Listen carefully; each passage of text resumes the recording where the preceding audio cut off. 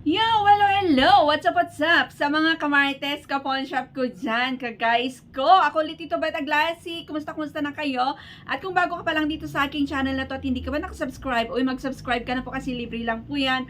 At pakalimbang yung bell nensyo ba para laging updated kung may mga ibang marites ako or may mga sanla update tayo, okay? So, eto yung continuation ng aking Q&A kasi mahaba na po yun.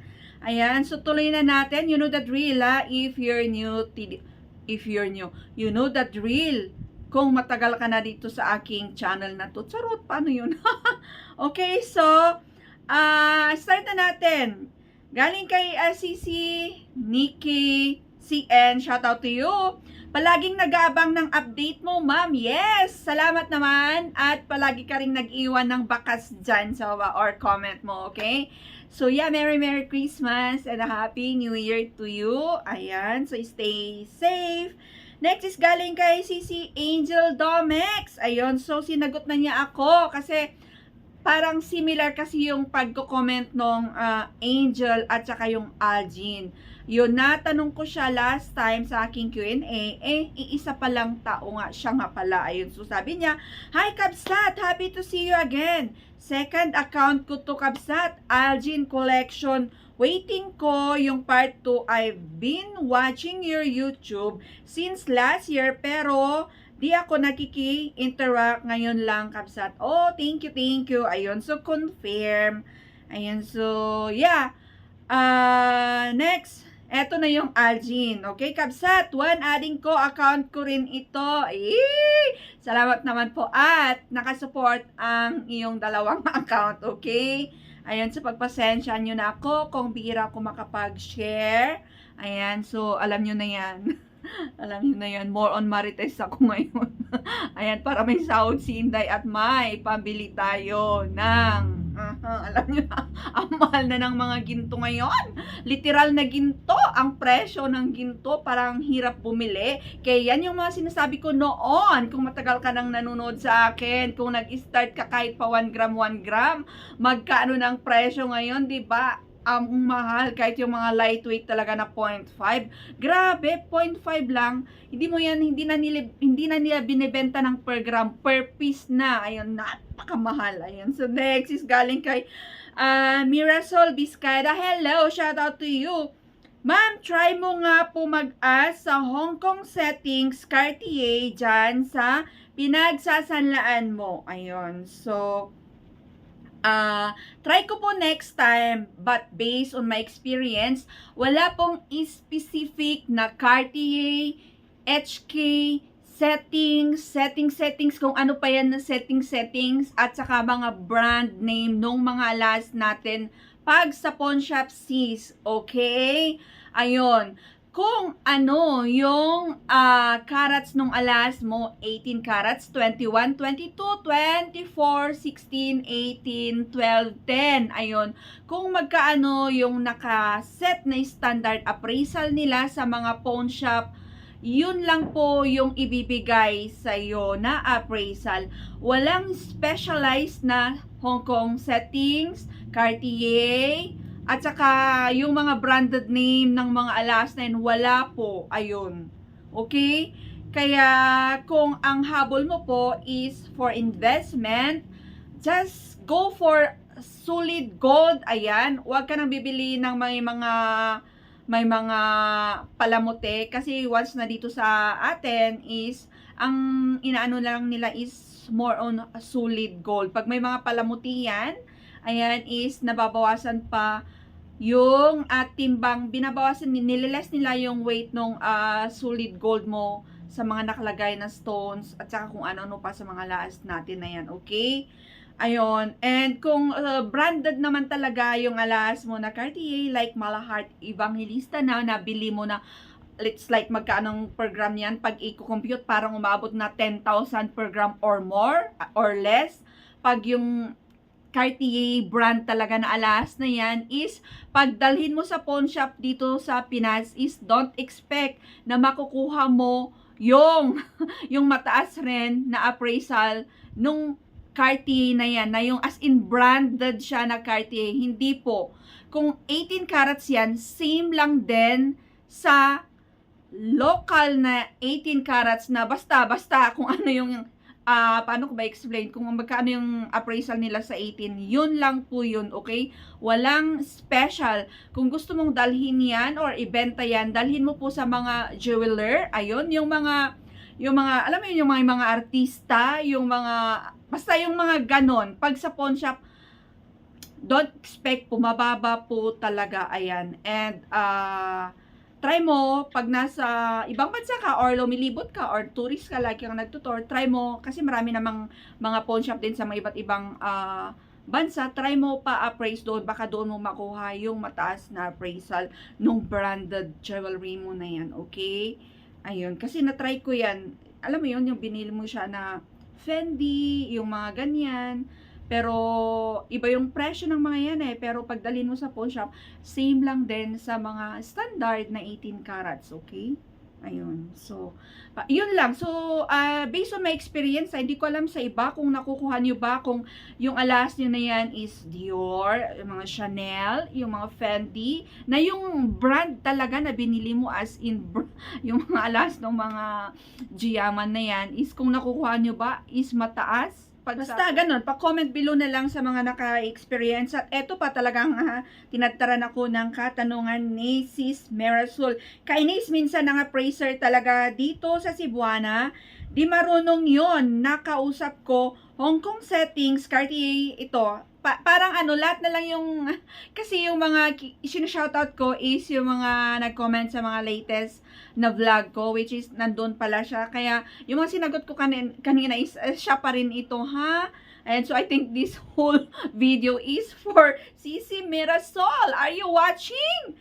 Ayun, so kainis dito sa Cebuana, di marunong yung nakausap ko, Hong Kong settings, Cartier 17 grams. Ayaw kunin, keso di daw makita loob, pero 18 carats daw, naloka ako, di naman namamagnet eh. Ayaw, kaloka talaga, nagtry ako sa iba, 50k, kinuha at least, nawala worry ko. Sabi ba nun, nakausap ko, dapat daw, halo ang bilhin, ha, Diyos mio. Oh, at least eto na pala. Kampante ka na sa sis kasi nga tama yung kasi na-shoutout din kita sa first na Q&A natin kasi may comment ka rin doon na iniwan. Pag hindi ka satisfied or naiinis ka or yun nga kasi hindi pare-pareho, magkakaiba talaga yung mga appraiser ng mga pawn shop na yan kahit magkakaparehong branch. Pero marami naman yung branch ng mga yan, marami. Try mo po lumipat sa mga iba't ibang branch hanggang sa makuha mo. O, see? At least may nagpresyo sa'yo ng 50k. Ayan, so nabanggit ko na sa so okay, so good luck sa you sis, okay, marami na akong explanation sa mga comment mo, okay, about settings na yan, and good for you, at least kampante ka na, panatag ka na napresyon yung alas mo na that one is real gold, okay, so let's proceed. Galing kay sis Alden, Happy December! Inabangan ko to, kabsat. Oh, Happy December, Happy New Year, Merry Christmas, Happy Valentine's, ayun, Happy Birthday na.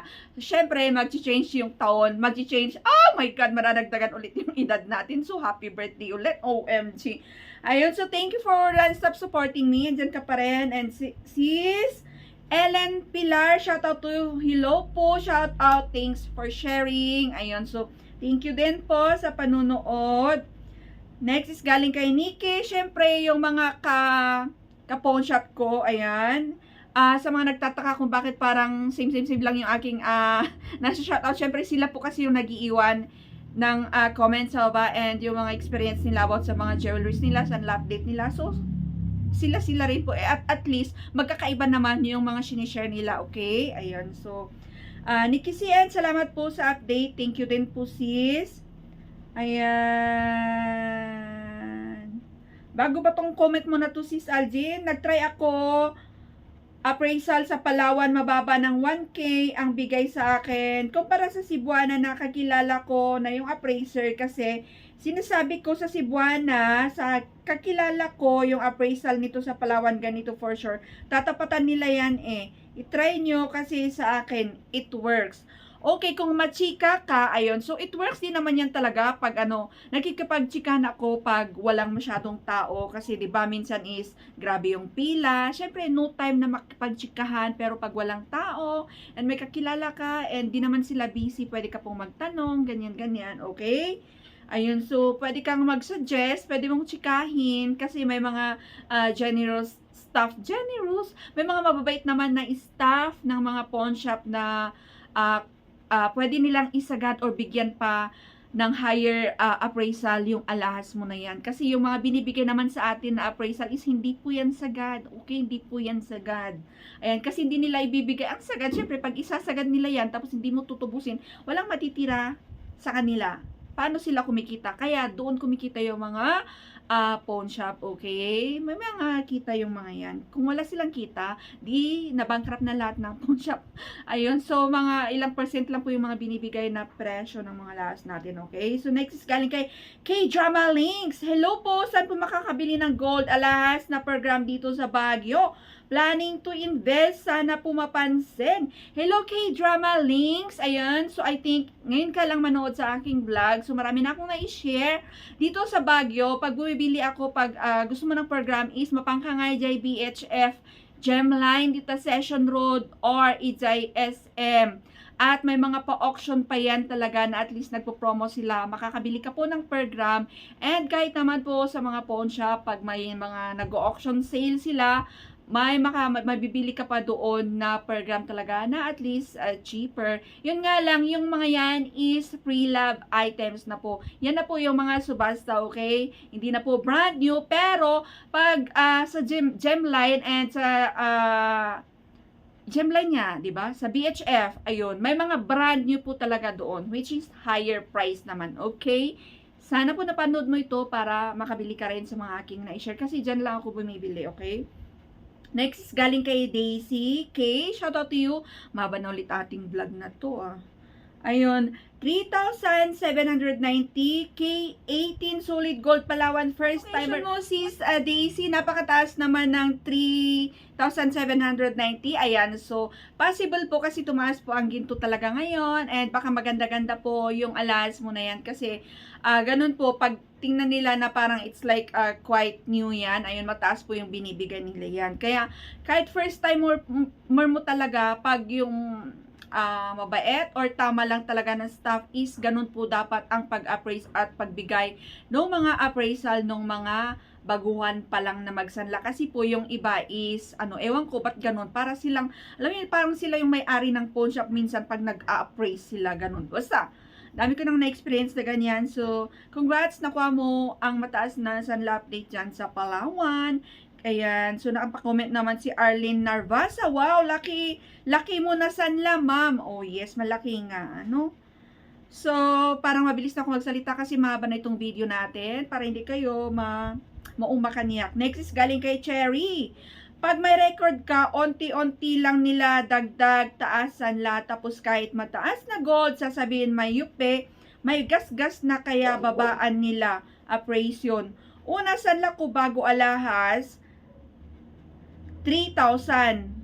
1K tapos next 2,600 na lang, nakakawalang gana. Sasabihin pinang araw-araw ko, kailangan palaging to nakatago lang para di magasgas. Occasionally wear, kaya ayoko na mag-invest sa gold. Lahat alahas ko pababa, sangla, palugi for me lang po. Ayun. So, yung mga shinare niya is, which is, flex ko naman dito, pabasa na lang po kasi yung pagbabasa ko, ayun, parang putol-putol mahaba kasi ito. So, case to case basis lang po yan, sis. Ayun, so sa kanya kasi is parang palugi siya, parang patagal na patagal ginagamit is bumababa daw yung presyo at pag-a-appraise sa kanya. Pag nakakakuha ka po ng mababa, is try mo naman po sa mga iba't ibang pawn shop. Yun, so andito na naman ulit si Algin. So sinagot niya talagang nagbabasa, nag-aabang rin siya ng mga comment and suggestion sa aking na-share na video. Sabi niya, I agree and disagree. Kung may alahas ka na nabili mo noong year 20,000, malaki na ang tubo mo. Better invest sa gold coins and bars. instead sa alahas kasi iba may piece kasi yung benta ng mga jewelry sellers. If you have jewelry na at least 10 pieces, okay na yun for investment. Di mo need bumili pa ng 100 pieces. Ayun, so yun naman ang kanyang suggestion.